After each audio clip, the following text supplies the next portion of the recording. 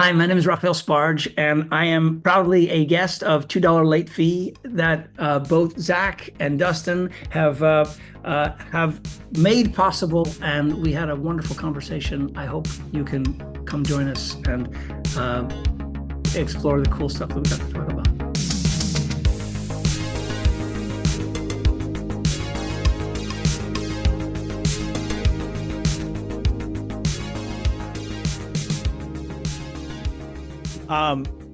Raphael, it's interesting because I was doing a little bit of a Instagram stalk on you, and I saw a photo of you when you were picketing for SAG, and you were with Annie Golden, and we just had Annie Yeah. on Oh, you last. did? Yeah, we had her on last week or 2 weeks ago for our She's a April interview. dynamo, man. She's such a great gal.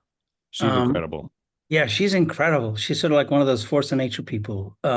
We did a play back in the 80s on Broadway with Jason Robards and Colleen Dewhurst and George Hearn and Elizabeth Wilson. It was a Eugene O'Neill play, A Wilderness. And she was, incredible. And we were babies back then, but she's had an amazing career, and she's as dynamic as she always was. That's amazing. Hey, by the way, happy birthday to your wife. Thank you. Were you successful in your ticket journey? Yes, I went. Okay. I'm a beat behind here joining, so my apologies. But Okay. there's in New York City, one of the joys of being in New York City is what's available to you, and you can go down to the box office and get the tickets. And like 18 shows are about to open in New York on Broadway because of the Tonys. And so it's kind of like it's Christmas if you love going to the theater. So anyway, I got her a bunch of really good stuff. Did you get the Heart of Rock and Roll? No, No. I got Stereophonic, which is opening, which is going to be the next big thing. I got Enemy of the People, and I got Nice. Cherry Orchard with Steve Carell and Oh. Alfred Molina, and then I got a new play, a new musical called Suffs that was at the Public that was a big hit, and it's all about the suffragettes. And it Oh, was cool. anyway, they're just cool freaking play Yeah. musicals, and again, it's the joy of living in New York is that it's at your fingertips. 100%. The way we met Annie is because my brother co-wrote a show with a guy named Joe Iconis. Oh, He wrote Broadway Bounty Hunter for Annie, which was off Broadway for only like, I don't know, 2 months. It was robbed. It was robbed. But yeah, yeah, came to know her in that world, and that's super awesome. fun. That's awesome. Where do you both live? We're in Los Angeles. In LA. All right, I lived in LA for many years, and I know it well. Yeah. Well, I'm out here in Santa Monica, and it was not that long ago that we were at the Lemley in Santa Monica Oh, for wow. the 40th anniversary screening of Risky Business, which you were at. And that You was were the there. first time we'd seen Oh, you kind of speak about your career. And that was the beginning of like, we got to get Raphael on the show and talk about how many projects you've done that we're such big fans of. Oh, you're very kind. Thank you. Well, how fun.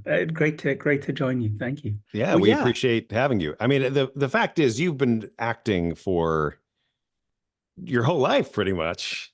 So kudos to you, because that's not easy to do, and it's incredible. And we're an 80s movies podcast, so we, Risky Business, Vision Quest, My Science Project, those kind of have a special place in our nostalgic heart. But obviously, your career spans so far beyond that. But that's kind of where you started. I mean, it sounds like you started on Sesame Street when you were 5. Is that accurate? It was one of the first years of Sesame Street, and they were looking for kids. And I was living in a commune, actually, on the Lower East Side with my parents. And somehow we had to connect, and I did a bunch of them. But I guess my mother said they offered me a contract, but she didn't want to be a stage mother. She was a costume designer. She was working in the theater, and she said, look, I don't, this is too hard. If you're going to do this, you're going to do it on your own. And so I didn't know that till years later. I have vivid memories of meeting Big Bird and Oscar the Grouch and Bob sat us on the stoop and sang us a song, and Amazing. Mr. Cooper, and all of those as vivid memories. But Yeah, again, because I was a city kid, basically, there's a lot available to you. I mean, I worked in the theater because my mother was a designer, a costume designer, theatrical costume designer, and I was sort of at Yale when she was a professor there and did a bunch of plays there. But I didn't go to Yale. I was a kid basically working at the Yale rep. But I love that. I decided to be an actor at about 12 and a half, and called an actress friend and said, "What do I do?" And she said, "Well, here's my agent's phone number. Call him." And so I did. And my mother was hands off. There are no child labor laws, at least at the time in New York. You just have to bring the contract home to be signed because I was a minor. And I was a very precocious kid and kind of just got an agent and got my first audition, which was a Jello commercial, and got my SAG card and did my first play on Broadway at 16, and then just kept studying and working. And I, there's not a day that I'm just not profoundly grateful for what I've been able to do, because it is incredibly hard, as you say, and I wouldn't recommend it.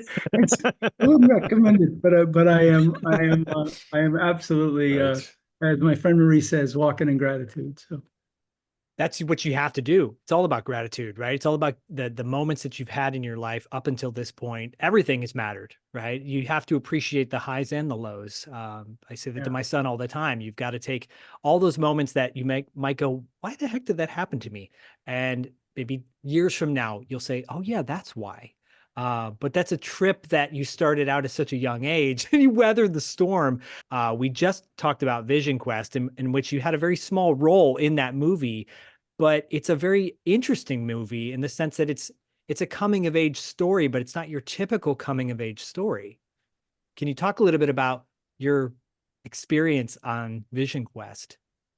yeah, I mean, it was a little bit after Risky Business and my science project, and it was kind of, there were a lot of those kind of movies at the time that were sort of aimed at a sort of a slightly younger audience. But that particular movie, specifically to anyone who loves wrestling or knows wrestling, it really is sort of an iconic and important film because it really holds something. Right. We were taken to Spokane, Washington. We went through massive training to be wrestlers. And there was a guy named Cash, who was the coach. He said his dad named him Cash because his father said he always wanted a little cash around the house. And but That's amazing. I love it. he was this great, incredible coach. And it was we kind of worked as sort of all of us as kind of the wrestling team. So, Matthew Modine was a part of that. So we were all there kind of together for the whole time. Forrest Whitaker was another guy who was also on the team. He's done just fine. And there's been the one sort of striking moment I have, which I'm reminded of sometimes when I see her, is Vision Quest was remarkable for the fact that the director had gone down, I guess, to CBGB's and found a young singer. He discovered her.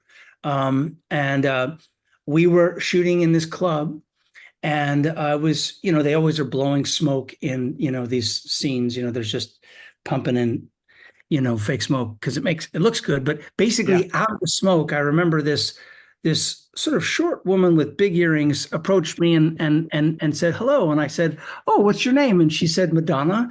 And I said, "Oh, Madonna what?" Of course. At the time, right? Yeah. It was Madonna. It was Yeah. Madonna. So and there she was. So I can't imagine that I would have occasion to cross her path again, but it was striking, just emerging out of the smoke and this as we were shooting that day. So anyway, That's the trip though, right? The idea, because that's the thing about Vision Quest that Dustin and I were talking about, was it's iconic in many ways. One is the use of music throughout the whole movie, and the music helping tell the story to the film, and not just being something that is a throwaway. Having Madonna in this movie, and you're like, oh yeah, I've heard of her, right? And then you think about, like, that is her starting point. Oftentimes people go, oh, you remember that movie that guy was in, or that first time you saw Harrison Ford, and blah blah blah. No, the first time you see Madonna is in this film that for many people has a really great importance. Vision Quest, I think, for like especially young men, was kind of a life-affirming film or life-changing film. Um, Yeah. and then on top of it, like the stellar cast, right? You look Oh, across and you yeah. see a who's who of so many people that you're like, I like this was a launching pad. Obviously, you had been in the business for quite some time up until this point, but still it's memorable. Like your character is memorable. Everybody has an importance in this film, and there's some lines in it that are just such golden lines, you know, when Loudon's friend, you know, Elmo, like basically said the line about the 6 minutes, you know, what matters in those 6 minutes is what matters. Essentially, I'm bastardizing Mhm. the line. Yeah. But I haven't but seen the film, but go yeah, ahead. and no, I was just saying, like, it's just so interesting how this movie about wrestling, which I don't think to people who don't wrestle maybe wouldn't be an important thing, but it is an important thing, you know, because it's more than just wrestling.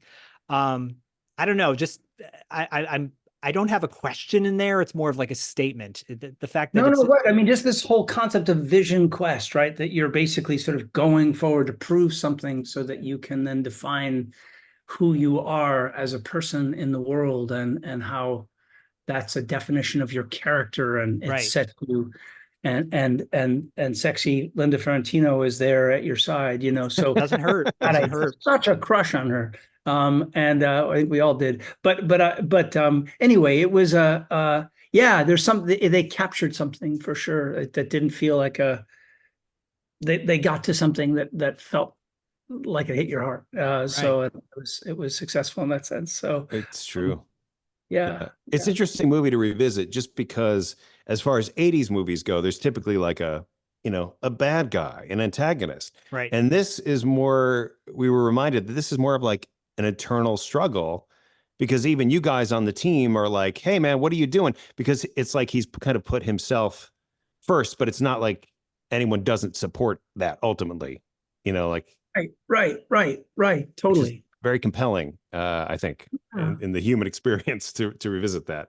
Yeah, no, it really I should rewatch the movie. It's been probably about 15 years since I've seen it. But yeah, I've always been struck by how many you know, men who come up to me and say that movie that kind of crystallized something for me in my childhood, and how important that was to me in my journey. When you talk about revisiting your films, was that the first time you saw Risky Business in some time when you were at the Lemley in 2023? Yeah, so the last time I saw it was actually at the well, so that was the 40th, right? Yeah. So last time I saw it was the 30th, I Same. guess, which was uh at the Academy. I think that they had done some sort of an interesting screening. Okay. And this event that happened at the 40th at the Lemley was something that I organized. So I I directed a documentary about the Laemmle Theatres and the Laemmle family, and became friendly with them, and essentially um, got approached and said, "Did you know this was the 40th?" And I was like, "I had no idea." So I was able to sort of reach out to a bunch of people. I'm trying to actually organize another one because the DVD is about to be released. The Criterion edition Criterion, Blu-ray, right? All Criterion, these, which is they're the benchmark of movies. no kidding, Yes. really thrilling. And so John Abden had told me that was coming, and so it's about to be released, I think, this summer. So um, I'm trying to organize maybe another one at I can't reveal the name yet, but there's another theater in Los Angeles that we're trying to organize it for. So Ah, that would be another swell event. But you know, having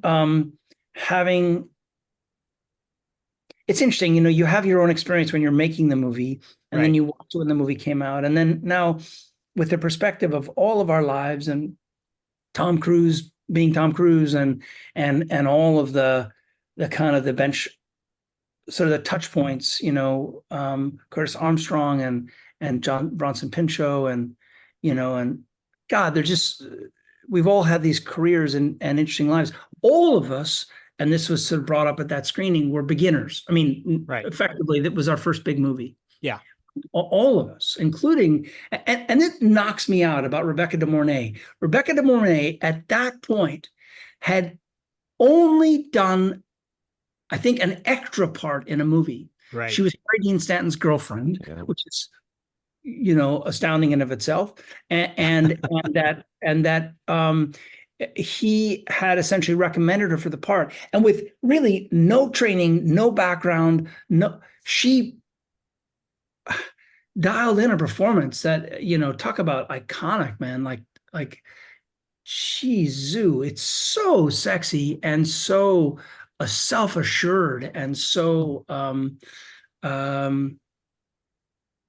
connected to something that both feels sort of, kind of deep and complicated, and yet also filled with all sorts of other,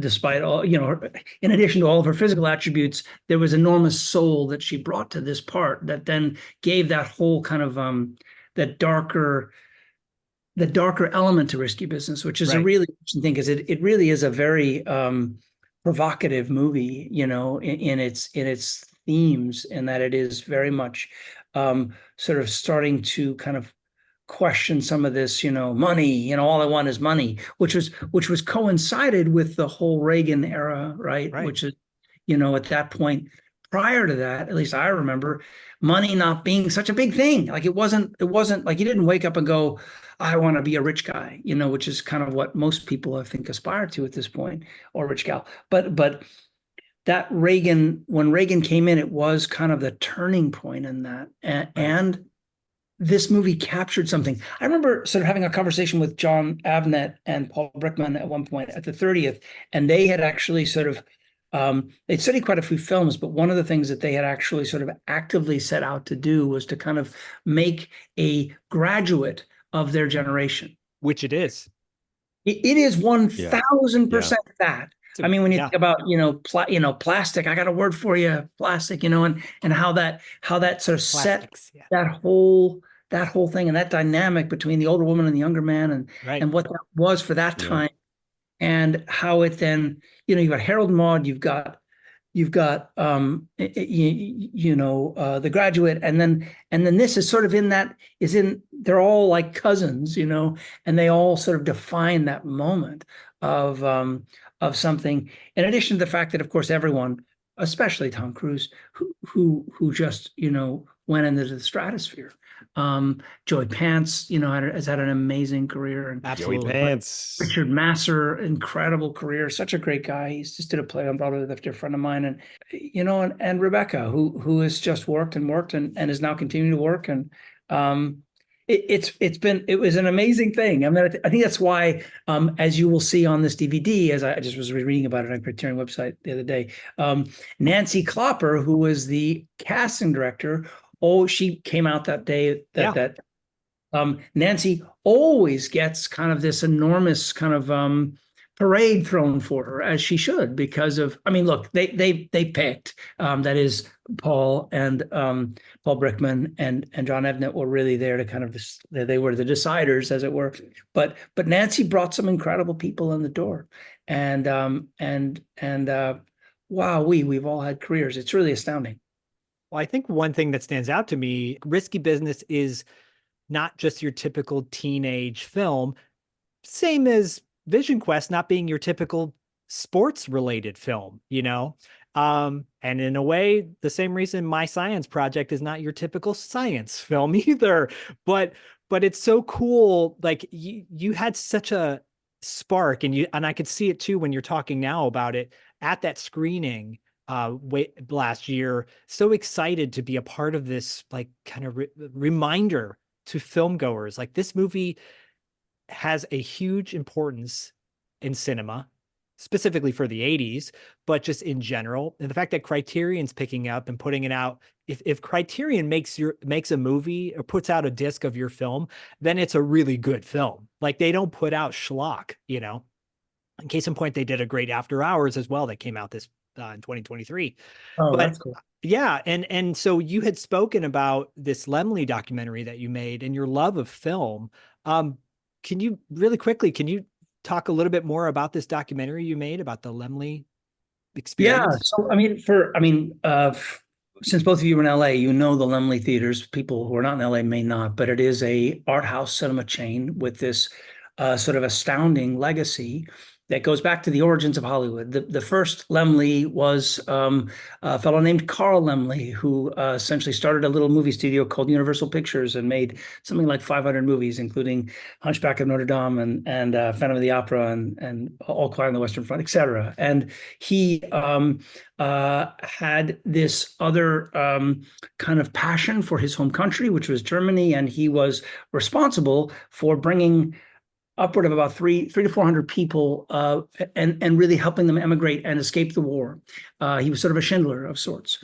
And he would often say that he was, they were cousins. Well, he did an astounding thing and brought people, and they would work at Universal and then sort of, pay their way. And some people who've made some, done some extraordinary things, but two actual cousins came over and started a movie theater called Laemmle Theatres, and this theater has basically been there for 85 years now, and it has it's a family business. It's third generation family business. There is at the Royal Theater in LA, there's this giant wall which really sort of captures the history of the family, which is remarkable and has Hollywood royalty all over it. And I had some nice interactions with Greg Lemley, who is the current CEO of Laemmle Theaters.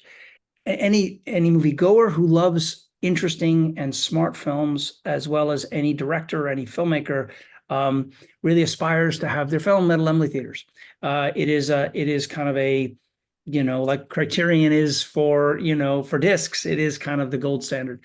What happened was, I, being very kind of captured by this legacy story, approached Greg Lemley about doing a documentary about his family. What happened was, we ended up kind of falling down a rabbit hole, and so the film kind of captures this, like a 2+ years that we followed him around. And the kind of the tagline is basically one man's mission to save his family's movie theaters. Really, we have seen and we've heard a lot of kind of death knells, or sort of questioning death knells about movie theaters, going to see movies in theaters, particularly smaller movies, ones that are not, sort of, that don't have superheroes in them, and people in costumes, superhero costumes. And so this, I'm happy to say is that, they've done very well this past year. They are back in the black. Things are good at the Laemmle Theaters, although movie theaters in general are have struggled. And so this is really it's a movie about a family business, but it happens to have this sort of backdrop of Hollywood and this larger question of the future of movie theaters. It's called Only in Theaters. It is on Amazon, and it's also now free on Tubi as well, if you don't mind commercials. But it is a and the DVD was released by Kino Lorber, so it's got a lot of wonderful extras. Ava DuVernay and Cameron Crowe and James Ivory and Bruce Joel Rubin and Wow. Malton. A lot of wonderful people spoke to us. We always shout out Kino Lorber, because we do a fundraiser every year for Matt Adler's charity, Momentum Wheels for Humanity, which provides wheelchairs for third world countries. And Kino is always happily donated to this fundraiser that we do, this raffle. And the Kino has always been the first to respond and be like, "What do you need? Well, we're happy to contribute." Kino, we always stress physical media. Go out and buy the disc. Forget Amazon, forget it, Tubi. Go buy the disc. Yeah. And now, of course, we see more and more that, we're hearing these terrible freaking stories of, studios essentially trying to sort of, give themselves some tax breaks and essentially delete movies forever. Like, they're gone. If you don't have a copy of it, like, it never happened. Horrible stories. So physical media becomes, is kind of a front and center kind of conversation. Yep, that is true.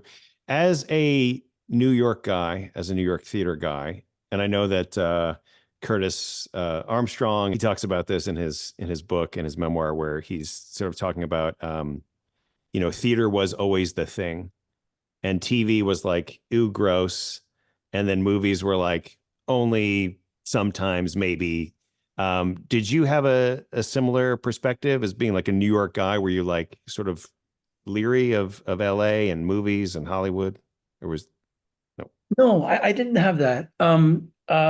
It's interesting about Curtis though too, because Curtis, when we did that movie, I actually had just graduated high school. I literally left my high school graduation and went to Chicago and shot it. Curtis was 30 and playing high school. Yeah. Right. So Right. he already had like Right. a huge, other kind of a life,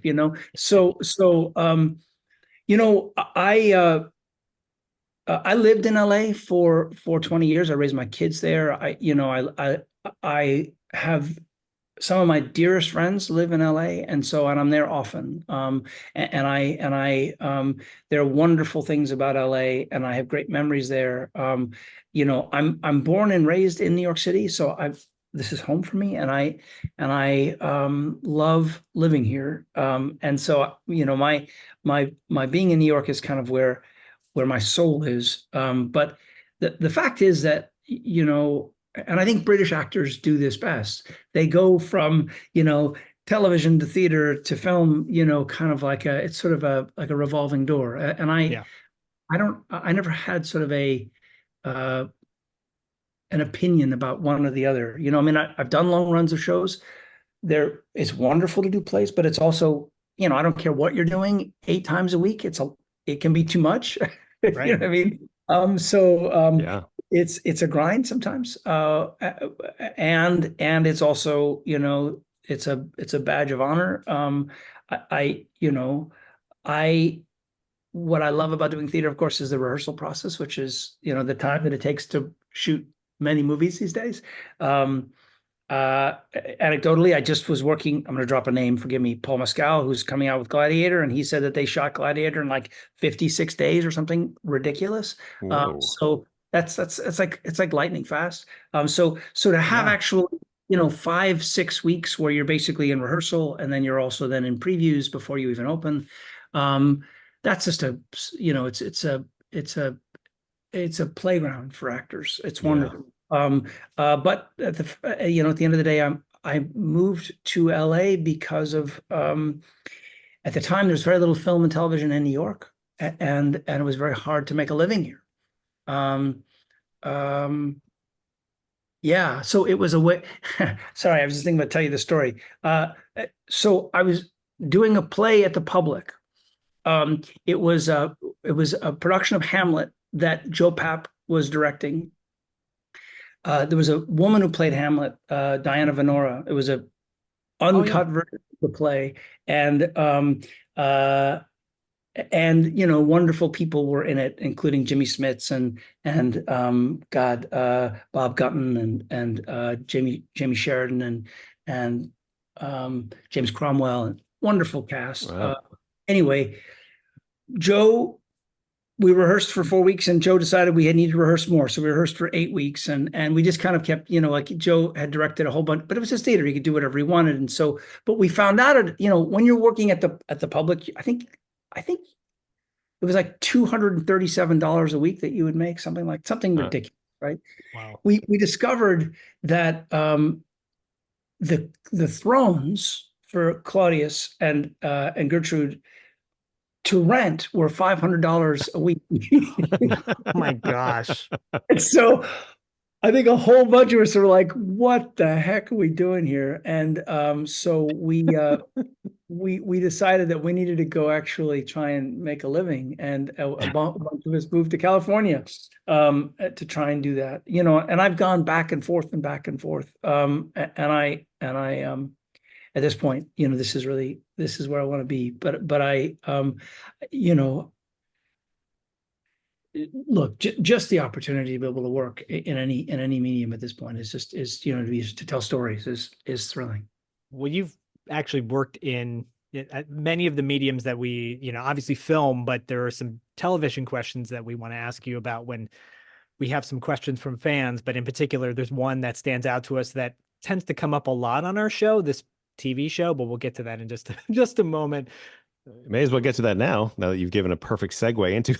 I mean, should we, Dustin? Should we just launch it? Yeah, let's go into it. Okay. All right. So On our show, we have a segment called $2 6 questions. Obviously, $2 late fee is our homage to video stores because we both worked in video stores.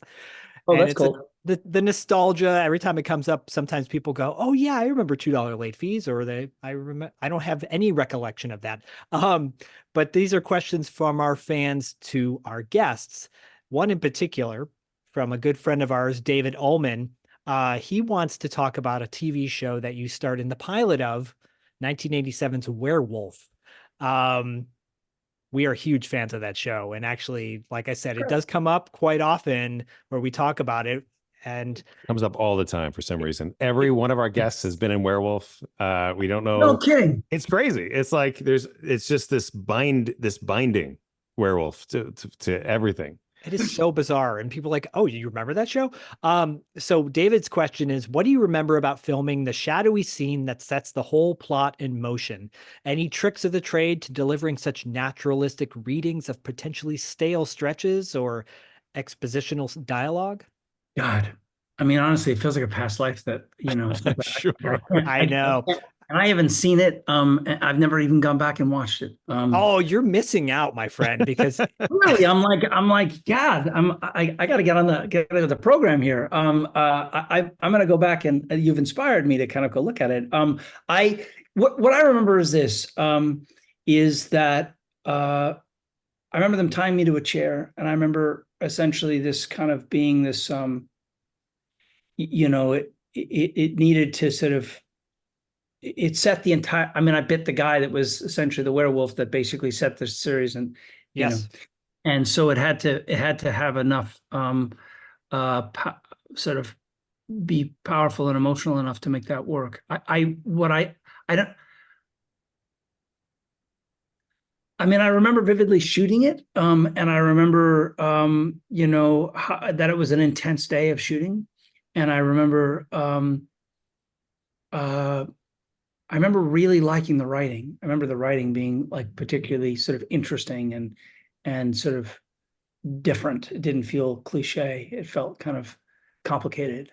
Yeah, it's solid. It's solid. You play Ted, and your friend, played by John J. York, Eric, he comes home to you basically in that scene. And yeah, it's intense. Have you talked with John? He was on a soap for a long time, right? He was on a soap. We haven't spoken to him. I'm sure we will at some point down the road because it's just in the universe. But you really set the tone for the whole show. And I remember I watched it when it came out on Fox. It was one of the first early shows of Fox TV back in the day. And revisiting it for another podcast that we do called Podcasting After Dark, and kind of doing a deep dive on the whole series. And that pilot really, like, the first few episodes continue that energy, right? And the writing. And as episodes go on, it turns kind of more cliche, like Incredible Hulk-esque, but your episode in particular is so strong because I had never seen anything like that on television at the time, Wow. and it really anything since. No, we're not a fan of revisions or reboots per se, but if they were to do something like that again, it would be a strong candidate for a show that should be remade or redone. And then you should be recast on it as well. I've had other podcasts actually reach out to me and want to talk to me just about that show. About Werewolf? God, Yeah, just about Werewolf. Just about Werewolf. And again, I feel a little, I feel a little like I'm really missing something here. I need to get with it here, but I'm so glad that it holds the test of time. And I do remember that I was working a lot at the time, and I remember there was a possibility that I would audition for the lead, and I remember really liking the writing of the brother. That is, it's his brother or is his friend? I can't remember what they were like.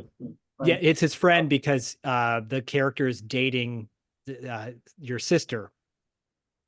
Okay, I knew there Played was a by family. Michelle Johnson is the actress. Yeah, and she didn't come back, right? She didn't come back. No, she's in the first. I think the first few. I feel like the first few episodes are like it's like a two-parter or something to that effect. Anyways, yeah. Yeah. That's cool. Put my nerd glasses on and You're ready for the Werewolf exclusive podcast, I think. Yeah, That's wow. wild. The folks at Forgotten Film Club would like to know what it was like filming Carnosaur and having it released so close to Jurassic Park. Okay, so here's a great freaking story. look at how your face lit up. Yeah. It's amazing. The Carnosaur was so much fun to do, right? So it was really a it was a classic B movie. It was we shot it I think in 18 days. It was really a kind of a funky kind of low rent. We shot it in like a warehouse in at the time Venice, which was really seedy, hard to imagine now. Because this is Roger Corman Productions, right? Right. Sorry, Studio is Roger. off. Yeah. Roger, famous for making schlock movies, right? Yeah. And great schlock movies like Death Race 2000 and Yeah. other movies.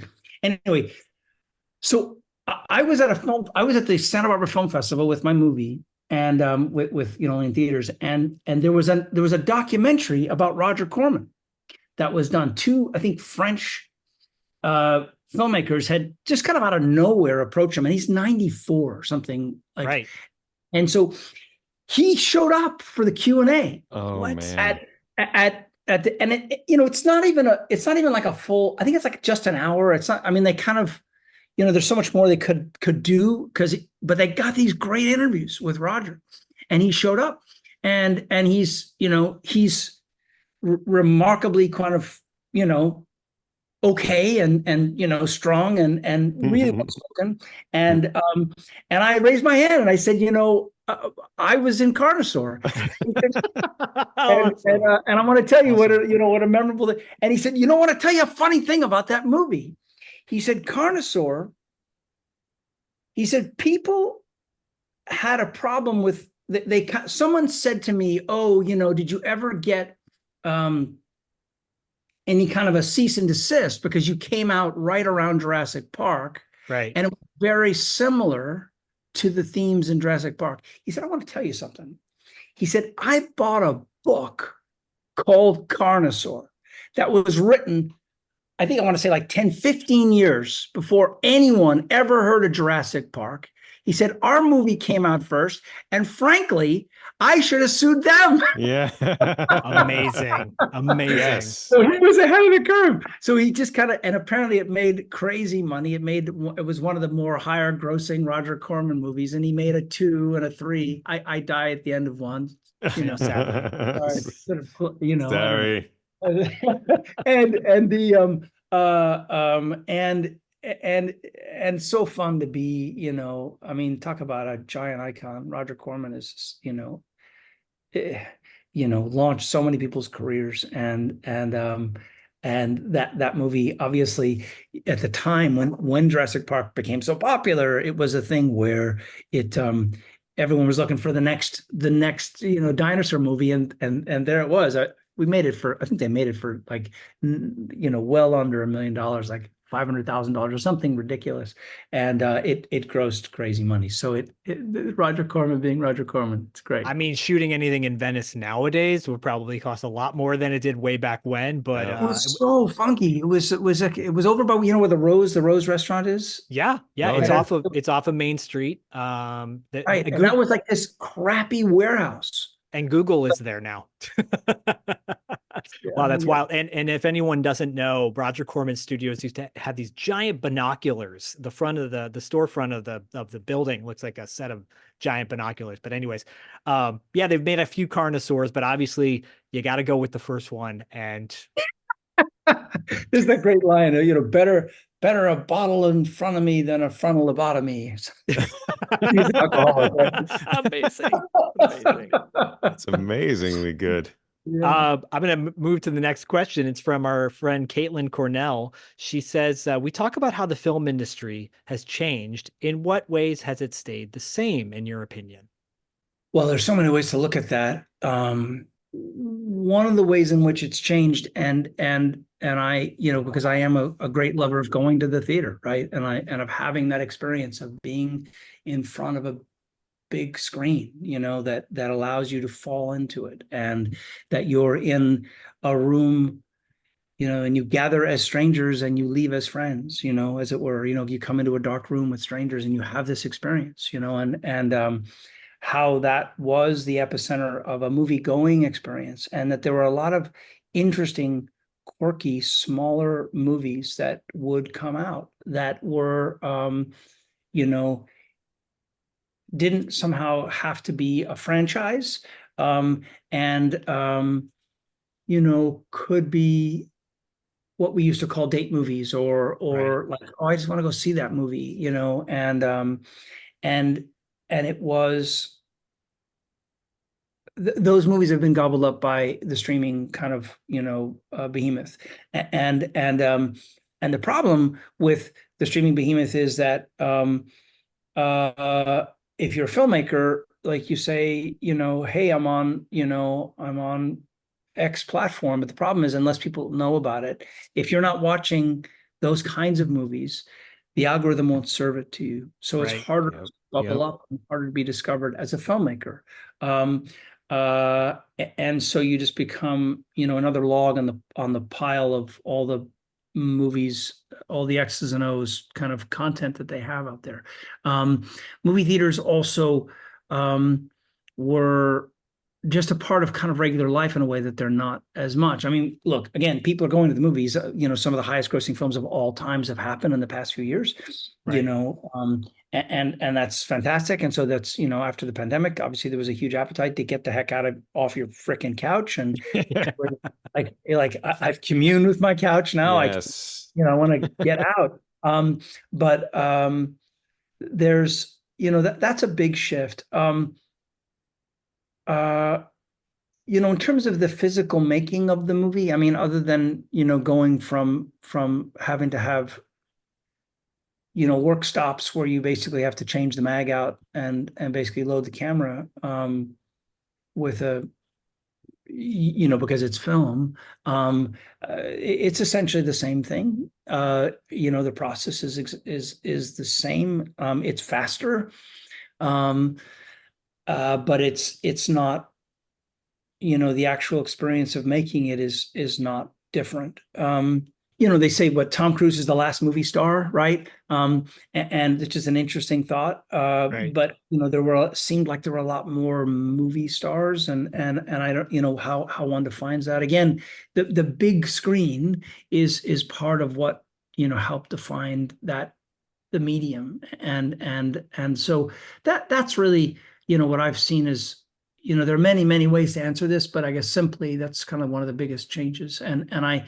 don't, I am grateful for, we're all grateful for what we're able to see, the long form storytelling that exists, wonderful shows with incredible actors. From an employment point of view, it's great.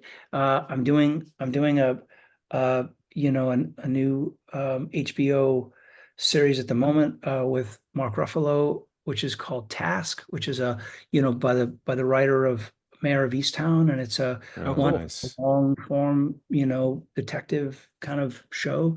Fantastic. And it's great writing, and it's 7 episodes, and I loved Mayor of Easttown. It was such a fun show. Good. And and cool that those things exist, because that's like a 7-hour movie, right? But there are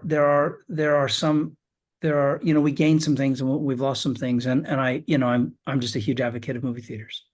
We are too, and we love seeing movies in the theater. Fortunately, Los Angeles is a hub for so many great theaters. The Arrow, for example, is one that we frequent often. And the American Cinematheque, obviously, on top of Lemley, is just great with providing rich content of new and obviously revival films too. So, Yes, yes. And have you been to the new Egyptian as well? Is that how? I mean, I know I that's a Netflix movie I now, but haven't been since they redid it. I know Yeah. that I would go for many grindhouse nights back in the day, as well yeah, as New Beverly. With the Quentin Tarantino just bought the Vista. right. Um, we're friends with the owners and people behind Vidiot's in Los Angeles, and Right, Vidiot's right. has a screening room now too, a beautiful theater. So Gorgeous theater, an amazing, amazing space. Maggie is doing such a great job. Yes. Maggie's great. She's been nothing but supportive of our show, and we've had them on. We have a show called Tales from the Video Store, so we talk about, some of Cool. our love of the nostalgia days of the video stores. But just got to keep supporting it. Yes, no, that's right. That's right. And like record stores and records and as people understand again, the joys of physical media and or also the joys of going to a theater, how that takes you out of your life and gives you sort of a mental holiday, as it were. You can, when you leave a wonderful movie and it's, taking you away, you kind of feel like you can sort of like just look at the problems that have been sort of you've been obsessing with, about it. It kind of gives you a fresh perspective in a way that just, is again the marvel of going to a movie in theater. Well, I'm hoping for that day when the Arrow or New Beverly can do a 3-picture screening of Weird Science, Real Genius, and My Science Project, 1985 being the year of the science movie. Dustin and I always talk about that on the Summer show. of Science. My really Wow. weird science, my really weird, right, My science really project. weird science project. There you go.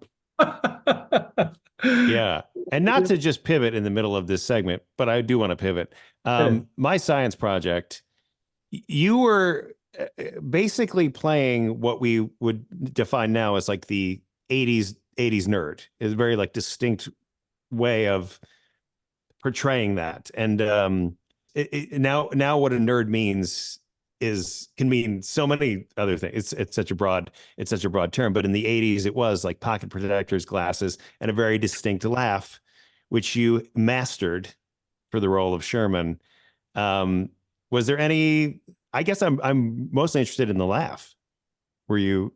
I mean, look, Fisher and I were dear friends. We did our first 3 movies together. We were roommates in New York. And it's Fisher Stevens. And he had gotten the role, and I basically, screen tested for it, and I was so hoping to get it.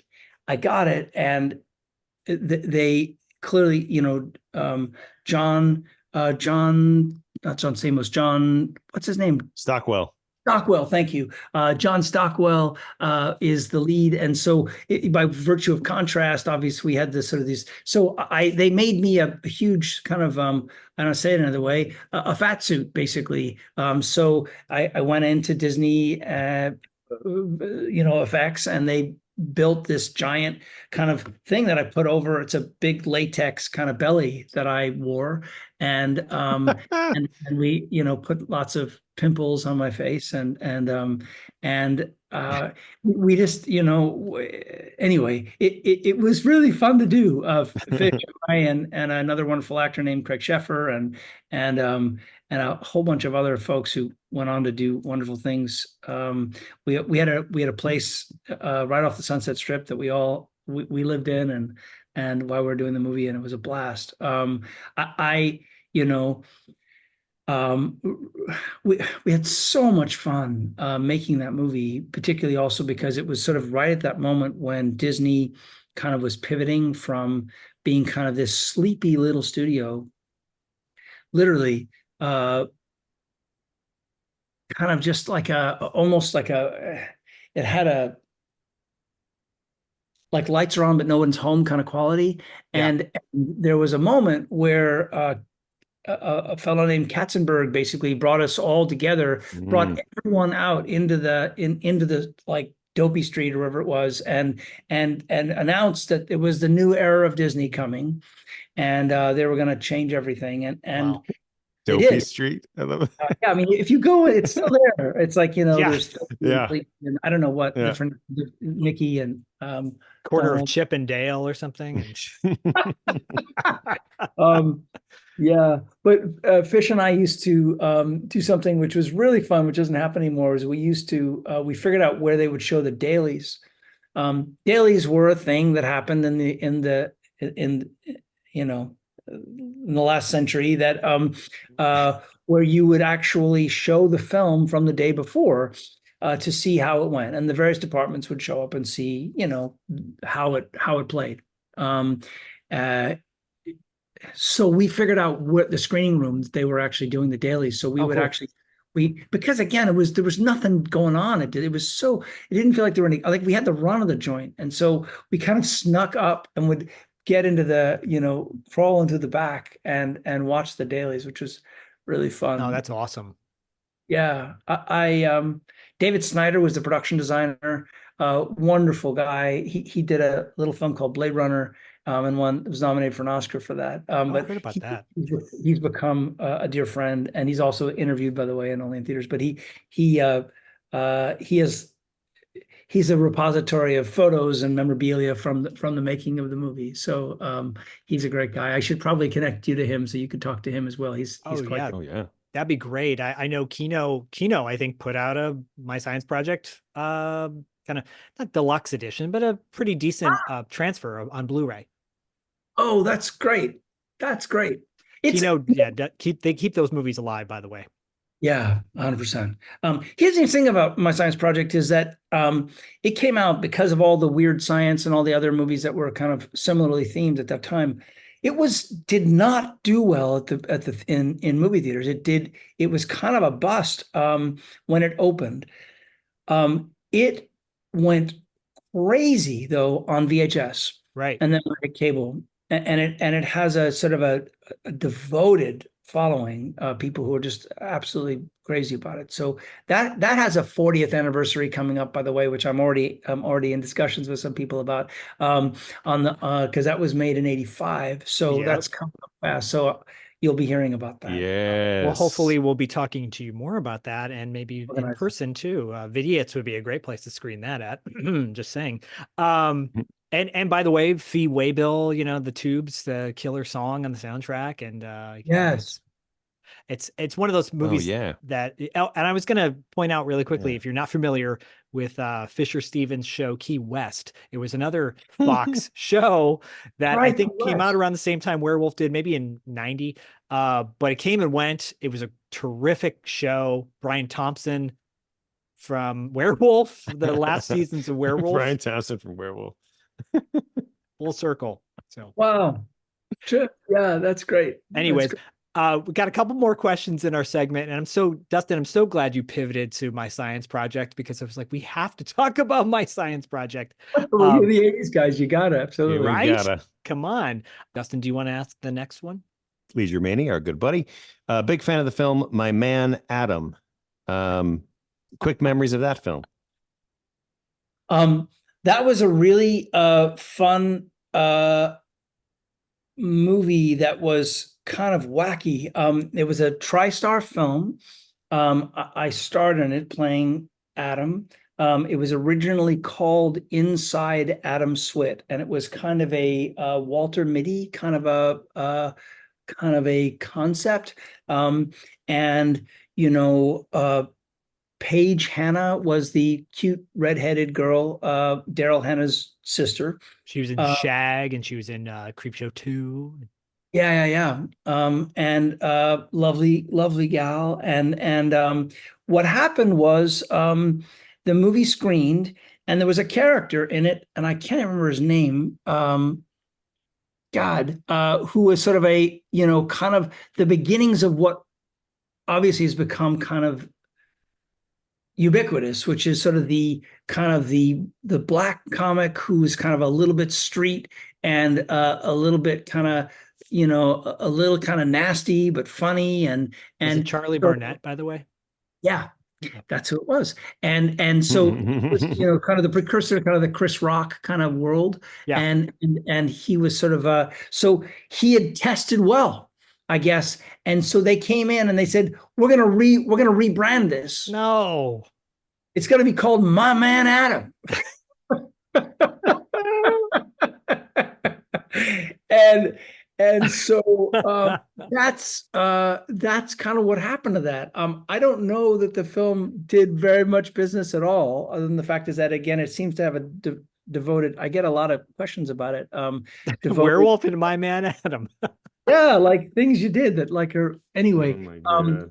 And I was Funny. 20 years old when I did it, and I had, I'd finished my science project and rolled right into My Man Adam, and it was quirky in the redesign of it, because I don't know, I think ultimately they were trying to figure out how to sell the movie, and I think they kind of came at it with sort of a marketing.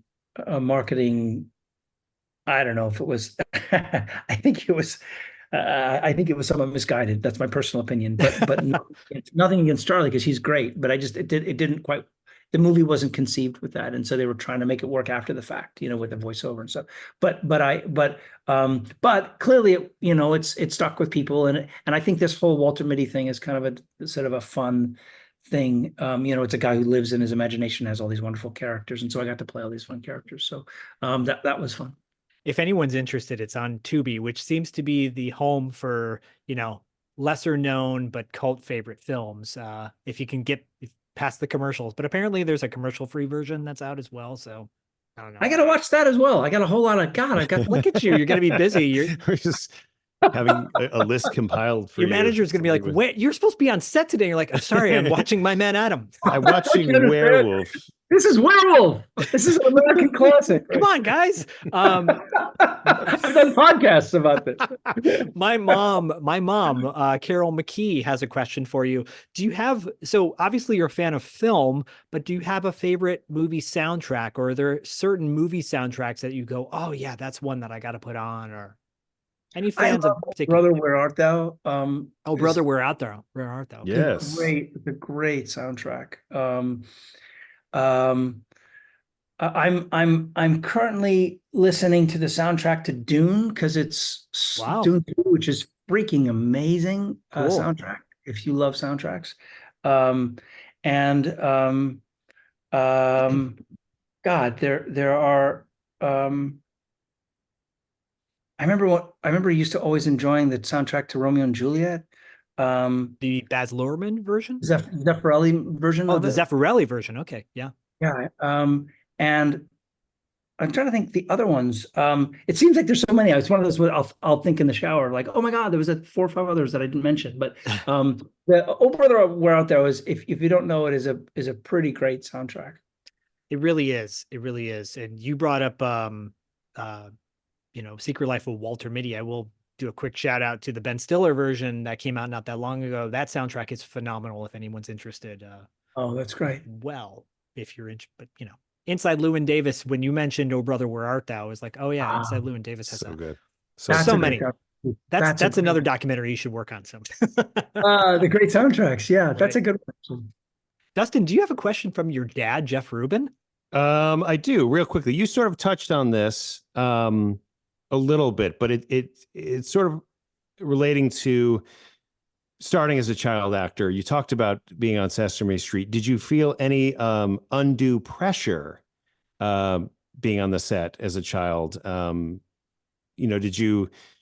I guess it's he recently saw the that Nickelodeon Scandal doc on Quiet on the Set, and so as many people have, and it's on Max right now, and it's kind of shed a light on the dark side of childhood acting. So I guess I haven't watched that documentary. I've read a bunch about it. I'm actually interested in watching that. I didn't have that issue. I'm aware of the fact that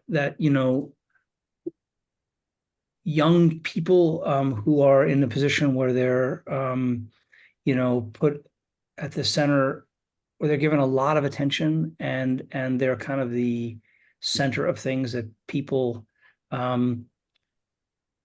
either do things to kind of over ingratiate themselves to these young people, which I think can be difficult for them as they form into full adults.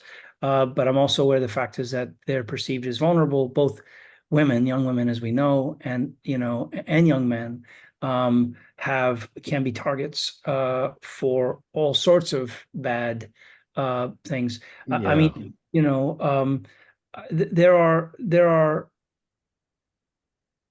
so many things that one has to know how to do as an actor, and being able to navigate, you know, complicated situations when you get a vibe from someone is an important, you know, important thing to learn, both in life and in professional circumstances. I've certainly been in that situation, you know, with directors or producers, and you have to kind of, it's very delicate. I mean, I don't have a Harvey Weinstein story, but I, you know, there are complicated things that come along because, you know, actors are generally, they're attractive, even if nothing else, because of their talent and what they can do. There's something about them is, you know, people lean in to go, oh, wow, look at that. Musicians, you know, they're magical beings, and so they garner attention, and sometimes not all of it good. I don't have any kind of, you know, expose things to say, but I, you know, certainly I think you'd probably talk to any beautiful young actress in the business, and she'll have at least 4 or 5 stories. And you know, and there's, you know, young men have stories as well, as having been, you know, being on the wrong end of a predator type conversation, and it's complicated, and it leaves a long shadow for people trying to sort of figure out a way to kind of have a sense of themselves after the fact. So these things exist. You know, like I live in New York, right? I have friends who live out in New York. They go, "Oh my God, you went on the subway? Oh my God, how do you live in New York?" And like, yeah, of course. I mean, like, yes, those things exist, and yes, there is a mental health crisis in New York, and yes, you want to be awake when you're on the subway, and you don't want to fall asleep with your earphones on. You know, it's probably not a good idea. But I'm on the subway every freaking day, and I don't have any problems. And so, you know, similarly, you know, yes, these things are real and true, and there's some complicated personalities out there once they get sort of power and money and influence, and they obviously are interested in exerting that and getting, you know, what they want. But you know, it doesn't mean that it was all that, you know, it's a bigger canvas. Yeah. Well, it's also nice to know that you had fond experiences on Sesame Street, and, you know, keep that. Yes, it was nothing creepy. Right. Absolutely. I had a really nice experience on Sesame Street, and sitting on a stoop and listening to a song from Bob. I mean, how cool is that? and Mr. Hooper put me on a donkey. And I remember having a conversation in front of the stoop. Of course. The differences between horses and donkeys. Yeah, you know, that was an amazing show. I mean, I learned my alphabet on the Sesame Street as well, and it had, you know, there just was something about it that was so kind of pure, and I know people. I mean, a dear friend of mine, her father was, you know, part of the whole, you know, the whole Muppet world, and you know, was designed many of them, and you know, it came from such a pure place of really wanting to do something wonderful and good, and educate young minds, and really elevate them. And so you felt that, at least I felt that, certainly, being there. There was something kind of good about it. So, well, I hope that this has been a good experience for you, because it's been lovely to talk to both of you, and we fun. Really appreciate your time. Yeah. Really do.